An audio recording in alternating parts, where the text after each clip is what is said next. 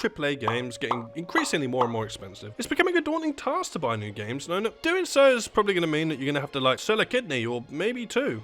Or even just sell your soul directly to Gabe Newell. But what if there was a way that you could get premium games for dirt cheap? I'm not talking some shady website where you can download pirated versions of your favorite games that will then threaten you and your entire family for doing so. Oh no, I'm talking about premium bundles from your favorite game reselling websites. Yeah, it's subjective whether or not these, websites are ethical, but they offer premium game codes at really reasonable prices. So how could you possibly go wrong? And you may be thinking, well, how do I know they're premium?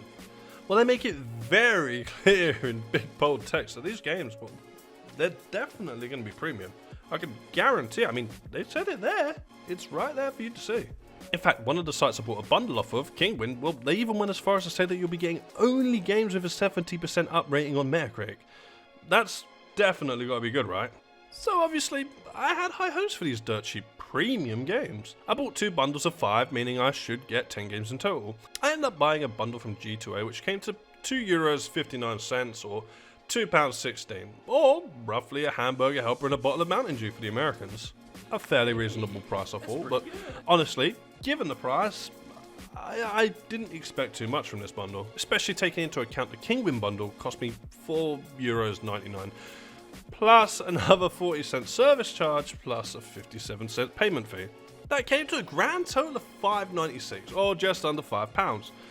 Oh, and probably about the price of a round of 5.56 ammo in America, I guess. I don't know, something like that. That's a significantly higher price than G2A's bundle at almost double the price, which, obviously meant I expected double the quality, especially seeing as they promised 70% ratings minimum on Metacritic. I made my purchase and waited for my games to arrive. And when the codes from G2A arrived, I was pleasantly surprised actually. Games were Aegis Defenders, Last Will, Manual Samuel, and Path to Mnemosyne? Oh, and Slash It. 2 of the games I actually heard of, and one I actually wanted to try. The rest looked like passable games, and their total Steam price actually came to almost €60. Although, if you check on G2A, it becomes a lot less impressive, with the total G2A prices being only about €4.84. But sadly, then I went over to Kingwin and made a purchase. Remember how they promised games with guaranteed 70% ratings on Metacritic? It's not like I've mentioned it about 3 times at this point. They were cute about it, because not one of the 5 games they gave me actually had a Metascore. And one of them was Last Will, which meant I technically only got 4 games. They came to a grand total of $42.25 on Steam, but just look at them. They didn't even try with this bundle. So let's buckle up, boyos, and let's jump into these bad boys. The first game I decided I'd give a go was Aegis of Defenders, because it looks like the kind of fun platforming game that I would usually play. And you play as Clue and her granddad Bart, who, well, they're ruin hunters. Not to be confused with Tomb Raiders or Vault Hunters. And the game's set in a world that, well, by what I could gather from the story, well, it used to be ruled by undead god things. As I said, that's what I managed to gather, because the story is told through cutscenes that play before every level. The cutscenes look pretty nice, but the main game honestly looks and feels like a Flash game from the early 2000s. There's a lot of dialogue throughout the game, which you get mainly through text, but there's the occasional bit of spoken dialogue for the characters, but usually it just boils down to just a grunt or maybe one word.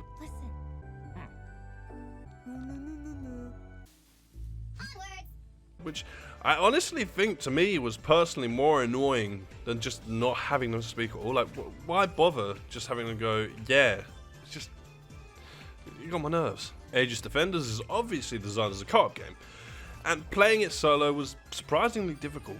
See, swapping between characters was clunky and slow, which it really didn't need to be. As far as I'm concerned, there was only actually 2 playable characters, so there was no real reason to make me have to hover over my selected character and then press on them to be able to play them. It just slowed the flow of picking characters down and just made it really annoying and frustrating from time to time to actually swap between characters. Overall, the gameplay really just boiled down to decent platforming, get to the end of a level and defend the objective by building traps and turrets.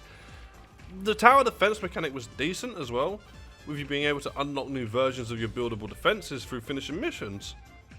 It was by no means a bad game, but the clunky design meant I only mustered an hour of playing before I gave up. Was it worth the money though? Yeah, I mean, you know, for the little I've really spent on this bundle and the fact it was included in it, yeah, 6 out of 10, for sure. I'll probably go back to this game eventually. So, that gives G2A a hypothetical point in this competition. But what about Kinguin? Well, I tried Dungeons of Elements next, seeing as it looked like the most promising game from Kinguin, which honestly just wasn't saying a lot. But to my delight, it opened up to this certified hood classic. Like, tell me this song doesn't make you want to play this game immediately and never give up. Unfortunately, the design and graphics doesn't do the same for me. Suppressing the play button takes you into character creator, which honestly to me made no sense because having a character creator in this type of game just seems pointless. The game consists in connecting 4 of the same coloured pills to make them pop by rotating falling pills and just making them fall into place. So yeah, the graphics and the gameplay, they didn't really inspire much joy. In fact, once again, I felt like I was playing a Newgrounds game from 2009. You can also unlock items by popping the pills, which they're meant to be elemental creatures.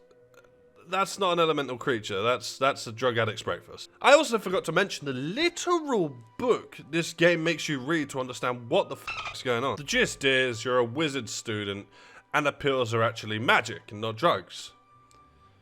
Tell me that doesn't sound like something someone who's on drugs would say. Anyway, back to the items. The only one I actually managed to unlock in the short time I managed to endure this game was a dagger, which lets you kill one of the enemies every minute. It also succeeded in making me feel like an absolute idiot, because in the third puzzle the difficulty significantly ramped up, and they hid one of the enemies behind a little bench thingy.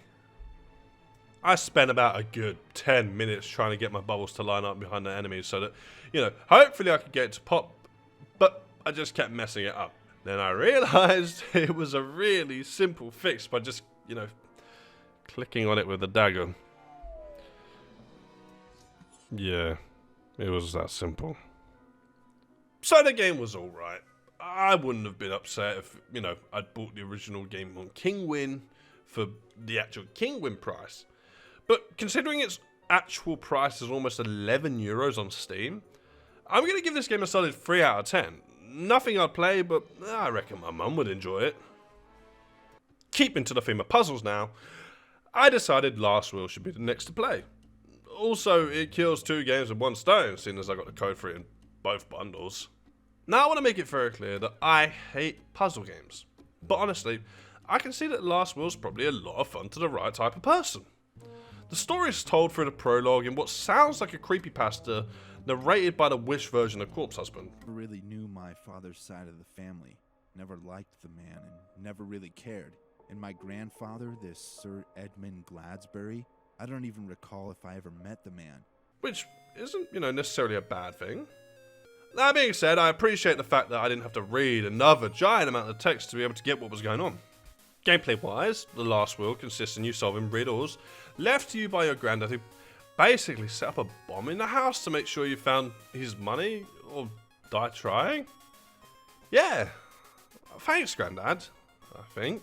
The game's set up quite like an escape room, and as far as I can tell, it's playable in multiplayer, which I think would make this game much more enjoyable.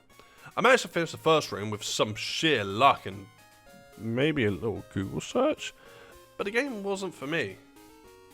The main issue with this game for me personally is that I just do not like puzzles. They make my brain hurt, and that's a me thing, I know. It's actually a pretty decent looking game for what it is, that being cheap, and the puzzles themselves, I'm sure they could be pretty good if you actually enjoy puzzles. For me though, it just was stressful and not entertaining. However, under the right circumstances, and you being a puzzle enthusiast yourself, I'd definitely say this game could be a decent 7 out of 10, especially if you want to play it with friends. So yeah, no, it could be fun, and you know, I can't necessarily complain that I got it twice, even though I will. Now next up, I thought I'd shake things up just a little bit and play a horror game. And that's if you can call this a horror game, considering that this guy here is meant to be like the main antagonist. Our little monster friend. And I'm just going to come right out the gate here and say, Timor 5 is bad. Like, really bad. You know, for a game and for a horror game. And that's no surprise considering that it's made in a personal version of Unity by a guy that looks like a Markiplier knockoff. Hello everybody, my name is Markiplier. Now that being said, the man behind this seems pretty dedicated to the series. You know, this is his 5th installment in the franchise, and from what I can gather, he's currently working on another game. So, it does hurt me to say this, but tomorrow sucks. The scares were scripted as f***, and I never really felt like I was playing a game. There was nothing to interact with other than this one computer monitor that just had an ominous text pop up on the screen. And most of the time I spent in the game, I pretty much just spent waiting in empty rooms for the game to load the next jump scare for me, which was really, really boring. It was a glorified walking simulator where even the walking was slow and boring. There was very, very little good to say about this game. Yeah, not only that, the vision in this game, the aspect ratio, it was horrendous. I'm pretty sure it's because the game has this like tunnel vision effect on it and it's an attempt to hide that. But the aspect ratio is tiny. It just makes it very, very uncomfortable and just hard to play. And the scares in the game, they were the most generic jump scares possible, like being attacked by Jack Skellington or having a creepy girl pop up in the corner of a room. Oh, and loud noises as well. That was all the attempts at being scary. Look, all in all, it was a terrible game, and I couldn't get past the second scare, which also wasn't a scare because watch this.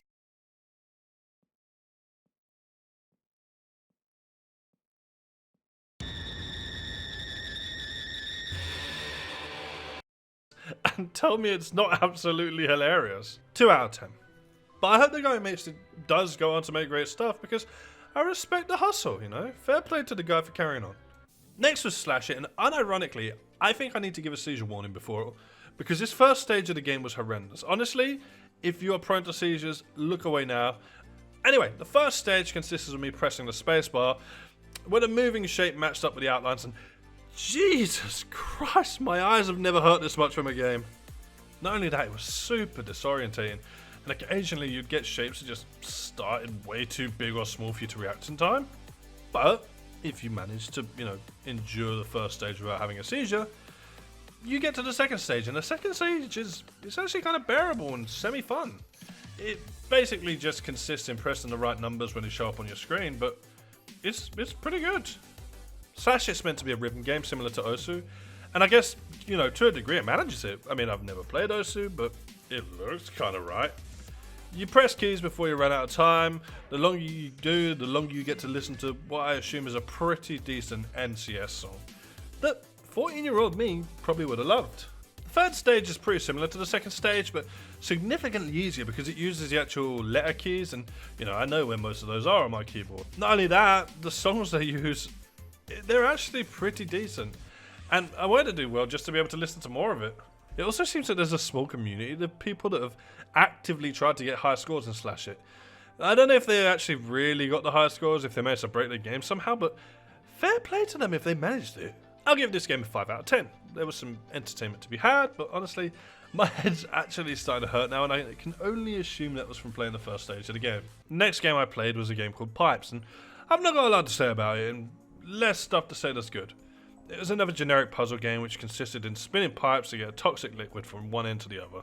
Pipes kind of reminded me of the hacking system in Bioshock if, the hacking system was jank. Once you got past the halfway point of the tiles, for some reason the tiles refused to spin unless I clicked them multiple times. I don't know why it did it, I don't know if it was intentional or if it was just bad programming, but seeing as this seemed like, baby's first game, and it was also made in Unity, I'm just going to go ahead and assume it was just bad programming. Despite it being the cheapest game on Steam, it was absolutely terrible. It genuinely didn't even deserve to be on Steam, so it's only getting a 1 out of 10 from me. It was barely even a game. And with that horrendous game down, we're at the last 3. So, I played Path to Mnemosyne, a game about a girl trying to go through a mine to recover her lost memories. The game is played out in what I assume is some sort of therapy session, as there's someone talking to you to guide you through the game the whole time, and from what I played, you never actually see him, so I'm just going to assume it's a therapist. Interesting story aside, Path to Mnemosyne is it's hard to look at. Its boring colour palette and awkward controls really, really bored me. I feel like the dull colours were done intentionally so that you know, like most indie games, it could be an allegory for depression, or, you know, something along those lines. But honestly, it just made me feel tired after a short play of the game. The puzzles, however, they were, you know, decent enough. I mean, they were simple enough for me to understand, so that's saying something. Definitely more bearable compared to other puzzle games I've played for this video. The puzzles were also pretty varied, you know, with some requiring me to line up some lines and balls, with others testing my memory, which I learned wasn't actually as good as I thought it was. The movement was kind of simple and at times I'd say pretty sluggish, with me only really being able to go forward, side to side and backwards down a very linear path. But it wasn't the worst experience of my life, I mean, that's for sure. Because of the puzzles, it's still not really my kind of game, but honestly, I can't complain too much about Path of Nemesis. It's not inherently bad, and it's one of those puzzle games that if you enjoy puzzles, you might actually have a decent time. Especially with its G2A price. Unfortunately, once again, it's just not for me. However, 6 out of 10. And thankfully, that meant I'm down to the last of the Kingwin games, and honestly, I've never played a game that felt closer to genuine torture than this. The game consists in you guiding an orb through an obstacle course while being chased by flames. And it made me feel like an IGN reviewer playing the tutorial because it just really didn't make it clear what I had to do. So I spent about 5 minutes trying to shoot the enemy, not realising I just had to fly by it. I did by mistake at one point and didn't realise because I thought I'd died.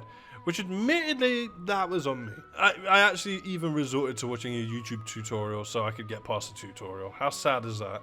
After that though, it was fairly easy and straightforward. Other than the torture I mentioned before.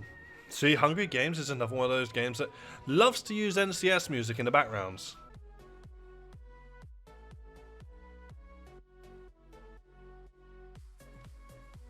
Now at first I actually thought the song was decent, but despite having multiple songs, the song that's playing at the start of your run is the song you're stuck with for the rest of the game. So get used to it, buddy. So yeah, you're stuck with the same, you know, mid-EDM song playing constantly. And sure, I could turn the song off, but the silence, it was just as painful. So yeah, overall, decent experience ruined by what I imagine was an issue that, I mean, was probably relatively easy to fix. I don't know, I'm not a programmer. 2.7 out of 10, too much EDM. And with that, I had one game left to play. The game in which I'd placed all of my faith, all of my hopes and all of my dreams. Could Manuel Samuel make these 2 bundles worth buying and save me from utter disappointment? Actually, kinda, yeah. This was definitely the most entertainment I got out of any of the games in the bundle, and the one I actually ended up playing pretty much most of. The story was fairly funny in parts, and it actually managed to make me laugh at some of the really stupid parts. The gist of said story is that your girlfriend breaks up with you, making you get hit by a lorry, killing you and sending you to hell where you meet Death, who's... honestly, I don't know how to describe him. It's a tough sell. He feels like a cross between a gangster who was written by the whitest man you can think of, and a teenager who was written by that same white man, but just, you know, a lot older, say in his 60s or so. In fact, a lot of the writing in this game, it did feel like it was written by a big corporation trying to pander to kids somehow. It almost felt like a Family Guy episode, and I don't know why. Don't ask me why, because it makes no sense. But at one point I was convinced it was written by William Johnson. It just constantly kept reminding me of the Doing Your Mum video, and I don't know why. It had a lot of poop jokes and a lot of like just gross out gags, and the characters would constantly say feces, which... oh, it had to be the single most annoying thing on earth. Especially when the devil is saying it to you in what was a fairly dramatic scene given the context. It actually made me feel like it was written as a Family Guy episode. And where did you get 300 shreds? If you didn't steal them from me. Weekend jobs. You are in deep feces. I know, admittedly, all the feces did kind of work because it did sort of get a laugh at me when Death ended up saying shit after blowing up an orphanage with 300 kids inside of it, just because it came out of the blue. Oh. And the voice acting in this game was actually pretty okay for the most part.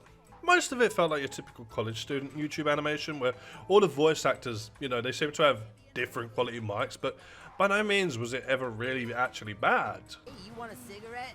You are so annoying. You know I'm trying to quit. Fine, give me one. I hate you. Go right here. Now, what I've not mentioned so far is the actual gameplay itself, and it's certainly an experience. Basically, Death decides to give Sam a second chance at life, so he sends him back to Earth, but under the condition that everything he does throughout the rest of that day has to be done manually. So basically, you're in full control of Sam, from his walking to his breathing, and even his blinking, which I thought was an interesting feature. And all of these things actually, they do affect the game. If you don't blink for long enough, you lose vision, and if you try to walk with the same leg, you end up ball jumping everywhere, or at least that's what I've ended up calling it. The gameplay was interesting at times, if not somewhat clunky, but hey, it's part of this bundle, so, you know, I've come to expect clunky at this point. It actually kind of reminded me of the game QWOP, or QWOP, or the old Flash game where you had to try and run 100 meters controlling all the characters' limbs. Except Manual Samuel was a lot more bearable and actually pretty fun. Yeah, Manual Samuel was actually a really good game. It was full of quirky characters, interesting game design, and it was just overall, you know, fun to play. If I'm honest, Manual Samuel, for me, 10 out of 10. Okay, 10 out of 10 in terms of this bundle. It's not the greatest game I've ever played, obviously, but it was pretty good. It's the only game on this list that I wasn't actually rushing to stop playing, and given the context of this video, yeah, 100%. Perfect game. Now, if you made it this far, congratulations. But we're here for one reason and one reason only, and that's to collectively figure out if buying these bundles is worth our time and money, or if, you know, it would actually be better to buy the games individually. Which, yes, it definitely would be. But that being said, I do actually think these kind of bundles can be fun. They have a different kind of entertainment value. This isn't the sort of entertainment value that, you know, you get from actually enjoying it, but in fact, it's the kind of entertainment value you get from watching a really bad film. See, these kind of games, this kind of bundle, to be more specific, would be fun in like this sort of context where I'm making a video chatting shit about it, or even to play it on Twitch or with friends. Like if you and a friend bought individual bundles, or like streamed this over Discord, I can see this being a lot of fun. You know, this is something me and my friends would do for sure. Buy these bundles and stream them over Discord to each other. So, are these bundles worth getting? If you're the kind of person who likes to torture themselves by playing bad games for fun, or the kind of person who likes watching bad films, then yeah, I would highly recommend these bundles. Now, if you want to buy an actually good game, just don't buy these. These aren't good. And with that being said, you beautiful individuals, if you made it this far in the video, please do feel free to like and subscribe because I would appreciate it and it would help the channel grow. So thank you all for watching. Bye bye.